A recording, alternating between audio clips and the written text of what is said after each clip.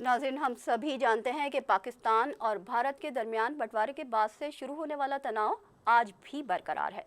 मामला मजीद संगीन उस वक्त हुआ जब 1974 में दोनों ममालिक के दरमियान जौहरी हथियारों की दौड़ शुरू हुई।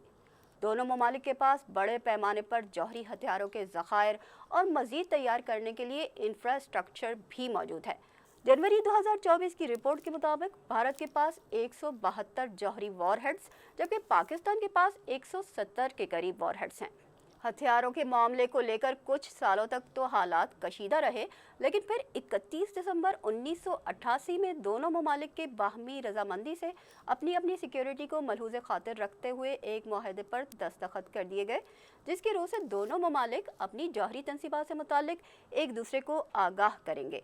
ये मुआहिदा दोनों ममालिक को एक दूसरे की जौहरी तनसीबात पर हमले से रोकता है। फिर बिलाखिर 27 जनवरी 1991 को ये मुआहिदा बाहमी रजामंदी से नाफिजुल अमल हो गया। हर साल की तरह इस साल भी दोनों ममालिक 1 जनवरी 2025 को जौहरी तनसीबात की फहरिस्तों का तबादला करेंगे।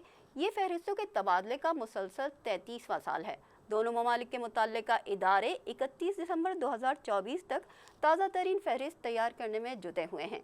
पाकिस्तान की वजारत खारजा के मुताबिक पाकिस्तान में जौहरी तनसीबात और सहूलियात की फहरिस्त बाज़ाब्ता तौर पर 1 जनवरी को इस्लामाबाद में भारतीय हाई कमीशन के नुमाइंदे के हवाले कर दी जाएगी।